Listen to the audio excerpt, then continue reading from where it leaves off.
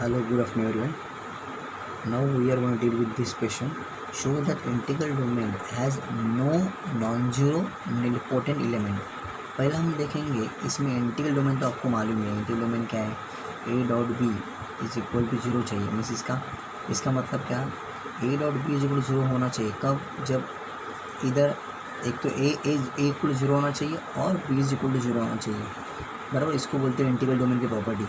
एक तो ए ज़ीरो रहेगा तो ही ये प्रोडक्ट ज़ीरो हो जाएगा और बी ज़ीरो हो जाएगा तो ही हो जाएगा. दोनों एक साथ ज़ीरो नहीं हो सकते और दोनों एक साथ नॉन ज़ीरो नहीं हो सकते. ठीक है, क्योंकि दोनों एक साथ नॉन ज़ीरो हो गए तो इनको क्या बोलते हैं? Zero divisor. लेकिन अपने क्या इंटीग्रल डोमेन और ज़ीरो डिवाइज़र दोनों एक दूसरे के अपोजिट है. इंटीग्रल डोमेन में क्या होता है? एक तो ए ज़ीरो रहेगा तो आंसर ज़ीरो आएगा, बी ज़ीरो रहेगा तो आंसर ज़ीरो आएगा. और हम लोगों ने देखा क्या? जीरो डिवाइज़र का मतलब क्या है? देखो यहाँ पे जीरो, इस क्वेश्चन में जीरो डिवाइज़र का मतलब क्या?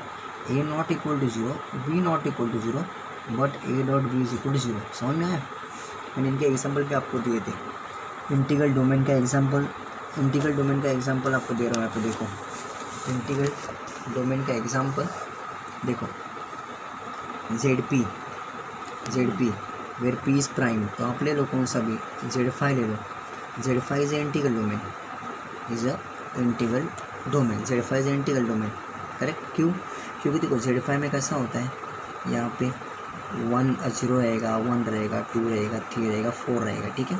अभी Z5 में देखो एक तो ज़ीरो होना चाहिए तो ही एलिमेंट ज़ीरो आएंगे. देखो यहाँ पे मैंने ऐसा लिया 0.1 तो कितना आएगा? ज़ीरो आएगा. Is equal to 1.0. बराबर.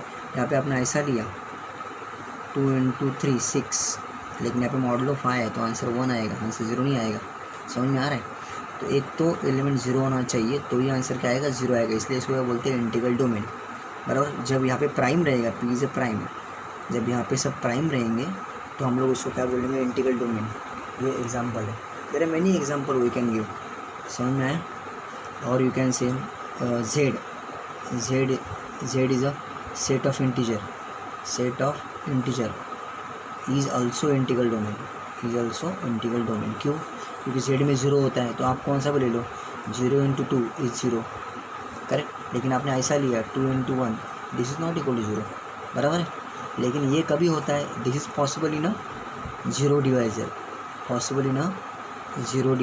ये पॉसिबल कब है? इंटीग्रल डोमेन में. समझ में आया? माने एक ए और बी में से एक तो ज़ीरो होना चाहिए. समझ में आ रहा है? इसको बोलते हैं integral domain.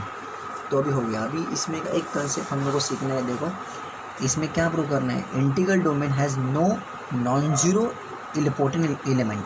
No word important, माने इंटीग्रल डोमेन को नॉन जीरो इम्पोर्टेंट एलिमेंट नहीं होते.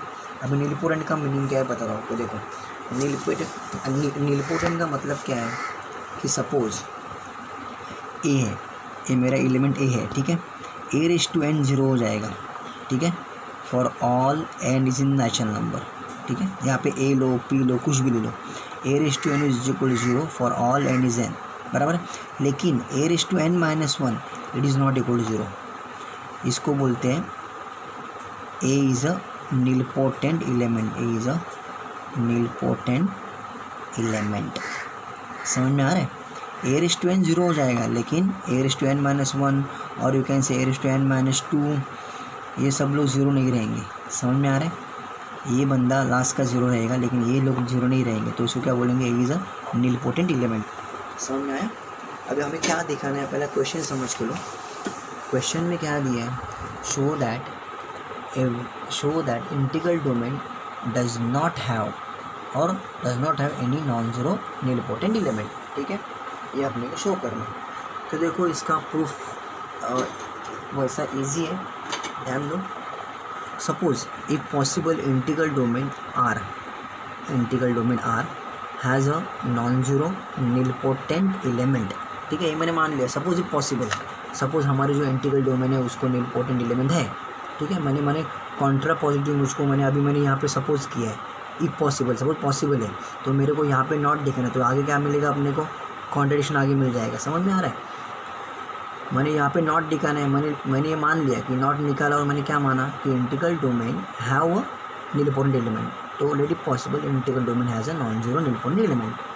से पी, इसको मैंने पी मान लिया। तो then by definition of nilpotent element क्या आएगा, p raise to n is equal to 0 for some n in n and p raise to n minus 1 not equal to 0, बराबर। यही मैंने आपको बताया। सो क्लियरली आपको यहाँ पे दिख रहा है, देखो ये एन है, नेचुरल नंबर है, तो this is should be greater than 1 as p is not equal to 0 as जब अभी देखो ऐसा मैंने क्यों लिखा है, p is not equal to 0। Suppose मेरा पी ज़ीरो होता, सपोज़ मेरा पी ज़ीरो है यहाँ पे, तो 0 raise to n for some 0 raise to n क्या आएगा, it will become 0, will become 0 raise to anybody is always 0, लेकिन 0 raise to for some n बोला, some natural number I can put here 1 2 3 and so on so forth. लेकिन यहाँ पे by definition क्या आ रहा है, नीलपोटेंट का डेफिनेशन क्या आ रहा है, p is a non zero element. P क्या चाहिए, p should not be equal to 0 चाहिए आपने, तो ही हम लोग प्रूव कर सकते हैं। तो पी रेस टू एन ये तो बाय डेफिनेशन हो गया पूरा आपका, बराबर है। तो आगे देखो clearly n is greater than 1, ये मैं आपको एक्सप्लेन कर रहा था, एन 1 से ग्रेटर है। क्यों, क्योंकि यहाँ पे देखो अभी मैंने इस कंडीशन में 1 डाल दिया, तो 1 माइनस 1 कितना हो जाएगा 0, तो पी रेस टू 0 कितना आ जाएगा 1। लेकिन हमें ये कंडीशन सेटिस्फाइड नहीं करती, फिर मैंने यहाँ पे देखो एक कंडीशन क्यों है, क्योंकि मैंने यहाँ पे डेफिनेशन के अंदर पी रेस टू 1 माइनस 1 कितना आएगा, पी रेस टू 0 कितना आएगा 1, but 1 is not equal to 0। यहाँ पे कितना चाहिए, 0 चाहिए, नॉट इक्वल टू 0 चाहिए, नॉट इक्वल टू 0 मीन्स 1 आ रहा है, ठीक है, इसका वैल्यू 1 आ रहा है, बराबर ना। सो आई कैन से एन, आपको मालूम है देखो, और one more thing is that यहाँ पे जो 1 है वो माइनस है, तो डेफिनेटली दिस विल भी, यहाँ पे मैंने इसको यहाँ पे ले लिया, तो n माइनस 1 ग्रेटर देन 0, इसका मतलब क्या, n minus 1 should be greater then 0। देखो ये बता रहा है n माइनस 1 ग्रेटर देन 0, इसका मतलब क्या हो रहा है कि n is greater than 1, right, समझ में आ रहा है। तो clearly I can say because ये वैल्यू 0 से बड़ी रहेगी। क्यों, क्योंकि अभी देखो ये वैल्यू 0 से छोटी है, सपोज इट इज़, अब यहाँ पे ये वैल्यू 0 से छोटी रहेगी तो वैल्यू 10 to 0 हो जाएगी। देखो सपोज मैंने यहाँ पे ऐसा लिया, n माइनस 1 जो है आपका लेस देन 0 है, इसका मतलब क्या, n इज लेस देन 1 आएगा, ठीक है। तो इसका मतलब n इज लेस देन 1 मतलब n क्या हो सकता है, n में भी 0 और n में भी -1 हो सकता है। तो जब ये p के सर के ऊपर जाएगा, p के सर पर -1 आया तो आंसर कितना आएगा 1/p, लेकिन p के सर के और -n रहा तो 1/p रेस टू n। तो यहाँ पे मैंने लिमिट यूज़ किया, तो आंसर इसका कितना आएगा 0 आएगा। लेकिन यहाँ पे वैल्यू क्या चाहिए हमें, यहाँ पे वैल्यू नॉन ज़ीरो चाहिए। समझ में आ रहा है आपको कि ये कंडीशन क्यों ली गई है, n माइनस 1 को ग्रेटर क्यों बताया गया है, क्योंकि सपोज़ मैं n माइनस 1 लेस देन 0 है, ठीक है, तो n इज़ लेस देन 1 हो जाएगा, बराबर है। मैं आपको ये कंडीशन बता रहा हूँ, मैं आपको ये कंडीशन पहले एक्सप्लेन कर रहा हूँ वाई क्लियरली मैं क्यों लिख पा रहा हूँ, क्योंकि ये ऐसा क्यों है, क्योंकि यहाँ पे ध्यान दो, यहाँ पे n माइनस 1 है। अभी इसको मैं यहाँ पे एक्सप्लेन कर रहा हूँ आपको, n माइनस 1 सपोज मेरा लेस देन 0 है, तो n इज़ लेस देन 1 आएगा। इसका मतलब मेरे n का वैल्यू क्या होएगा, n equal to 0 and n is equal to -1 so and so forth. Suppose मैंने n इज़ -1 लिया तो क्या लिखूँगा मैं 1/p, लेकिन -n लिया तो मैंने, क्योंकि -1 -2 कितना भी -n भी हो सकता है ना, बिकॉज n 1 से लेस है तो -n ऑल्सो लेस देन 1 है ना, तो p रेस टू -n, तो क्या लिखूँगा मैं 1/p रेस टू n, और as limit n tend to infinity, इसका आंसर कितना आएगा 0 आएगा। लेकिन बाय डेफिनेशन हमें डेफिनेशन क्या बता रही है, this should not be equal to 0, तो इसलिए ये क्लियर हो जाता है डेफिनेशन के according definition, it get clear that n is greater than 1, understood. Therefore this condition है वेरी इंपॉर्टेंट। बहुत सारे जिनको ये समझ में नहीं आता कि लोग लिखते हैं डायरेक्टली बुक में क्लियरली, लेकिन क्लियरली ये क्यों दिया है ये समझना बहुत इंपॉर्टेंट होता है, क्योंकि ये नहीं समझ में आया तो आप प्रूफ बाहर कर रहे हो ऐसा पता चल जाएगा। समझ में आ रहा है, तो आप जब प्रूफ पढ़ोगे कभी भी लाइफ में, जब भी कौन सा भी मैथमेटिक्स का प्रूफ पढ़ रहे हो या कुछ कर रहे हो, तो आपको हर एक चीज़ का मीनिंग मालूम होना चाहिए, ऐसा क्यों हो रहा है, उसके पीछे रीज़न होता है, ठीक है। तो देखो अभी आगे, so as p is not equal to 0, ठीक है, तो p नॉट इक्वल टू 0 आ गया अपना। हाँ, आपको मैंने ये भी एक्सप्लेन किया, p is not equal to 0, क्योंकि यहाँ पे सीधा दिया है p raise to n is equal to 0 for some n in n, and here दिया है से p has a non zero element से पी, यहाँ पे नॉन जीरो, पी को नॉन जीरो मैंने पहला मान ही लिया है पी नॉन जीरो है करके। ओके, सो क्योंकि यदि अपना पी ज़ीरो होता तो 0 बटे अगेन ज़ीरो आता, अगेन ये कंडीशन सेटिस्फाइड नहीं होती, इसलिए पी को नॉन ज़ीरो ही लेना है। ठीक है, सो अभी p I can right p(n - 1 * p। ये तो आपको मालूम है लॉ ऑफ इंडाइसिस है, ये तो आपको मालूम है p(n) को मैं लिख सकता हूँ, देखो a(n) को मैं लिख सकता हूँ a(n - 1 * a, करेक्ट ना। इन दोनों को मैंने ऐड किया तो मेरे को क्या मिलेगा n-1 + 1, so again I will get a(n), क्योंकि ये लॉ ऑफ इंडाइसिस है, आपने 8th स्टैंडर्ड में पढ़ा होगा। ठीक है, लेकिन अभी इसका वैल्यू देखो p(n) का वैल्यू कितना है, p(n) का वैल्यू कितना है 0 है, करेक्ट। सो 0 यहाँ पे डाल दिया मैंने, तो p(n - 1 * p, तो फ्रॉम 1 मैंने यहाँ पे लिखा है, देखो from 1 this is not equal to 0। देखो फ्रॉम 1 में क्या ले रहा हूँ, ये ले रहा हूँ, ये मेरा पूरा जो है ये देखो ये मेरा पूरा, इसको मैं पूरा 1 मान रहा हूँ, p(n) = 0, तो यहाँ पे मैंने p(n) = 0 ले लिया, ये हो गया। So R is a integral domain है, लेकिन अपना R क्या है, इंटीग्रल डोमेन है, and p not equal to 0 है। ये दो कंडीशन अपने पास है कि R is integral domain and p is not equal to 0, बराबर है। अभी p नॉट इक्वल टू 0 है, लेकिन इनका प्रोडक्ट 0 आ रहा है, इसका मतलब ये एक दोनों में से एक तो 0 होना चाहिए, क्योंकि इंटीग्रल डोमेन का मतलब क्या, एक तो a 0 है या a 0 है। लेकिन हम लोगों ने क्या कंसिडर किया है, p 0 नहीं है, ये तो उन्होंने पहले ही कंसिडर किया है, यहाँ पे p 0 नहीं है, मतलब 0 कौन है, अभी ये 0 है, तो p(n - 1 = 0। तो क्लियरली यहाँ पे देखो n-1 > 1 आ गया, बराबर है, >1 आ गया, क्योंकि इसका वैल्यू >1 रहेगा, <1 रह गया तो क्या आएगा आपको मालूम है, क्योंकि देखो वाइड इज़ क्लियरली मैंने लिखा है यहाँ पे, फिर से क्लियरली देखो n-1 < 1 होता तो क्या आता, n 0 आता, अगेन n 0 माने -n ऑल्सो <0, फिर से वही आता, मैंने p के ऊपर डालता -n, तो मुझे क्या मिलती वैल्यू 1/p(n), इसका आंसर कितना आता, 0 आता। लेकिन हमें मालूम है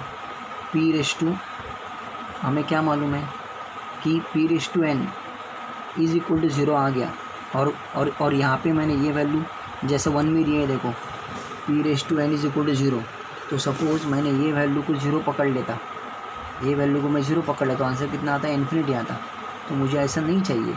सो n-1 < 0 पॉसिबल नहीं है, क्या पॉसिबल है, n-1 should be greater than 1 as a p is not equal to 0, समझ में, क्योंकि p 0 नहीं है, क्योंकि यहाँ पे देखो p(n) = 0 है, p(n) = 0 है, समझ में, और हमने ऑलरेडी माना है यहाँ पे p इज़ नॉन जीरो है, ये समझ में। तो यहाँ पे क्या आएगा, n-1 should be greater than 1। और जब भी आपको लगे कोई कंडीशन क्लियरली का, तो खुद को ट्राई करना कि क्लियरली ऐसा क्यों दिया है क्वेश्चन में, क्योंकि यहाँ पे p 0 नहीं है, तो p(n - 1 भी 0 नहीं होना चाहिए। लेकिन अपना यहाँ पे क्या आ रहा है, p(n - 1 = 0 आ रहा है, ठीक है। सो इसकी जैसा हमने इसके लिए किया वैसा हम लोग इसके लिए भी कर सकते हैं, p(n - 2 * p = 0 and p is not equal to 0।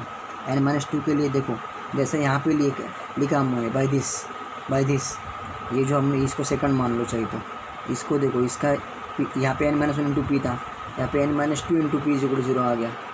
जैसा इस कंडीशन के जैसा देखो, जैसा मैंने एक कंडीशन लाया वैसे ये भी कंडीशन आ गई, क्योंकि p(n - 1 > 0 है। जैसे यहाँ पे देखो n ग्रेटर था, तो मैंने p(n) उससे एक लेस p(n - 1 p लिया।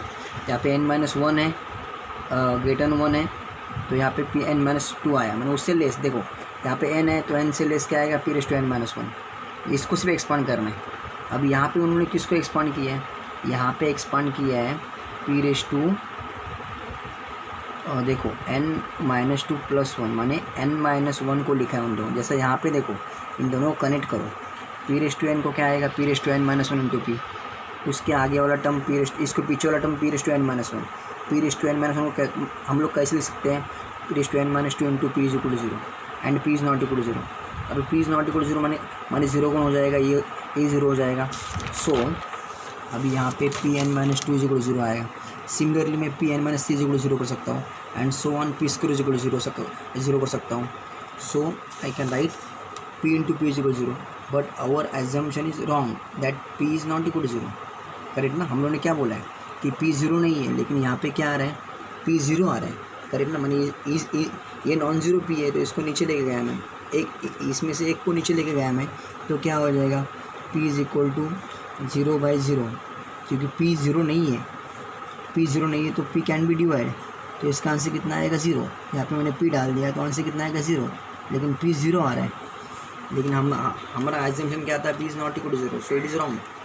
सो R does not have zero divisor, so we know that zero divisor का मतलब मैंने यहाँ पे आपको लिख के दिया है। So hence our assumption is wrong, hence proved.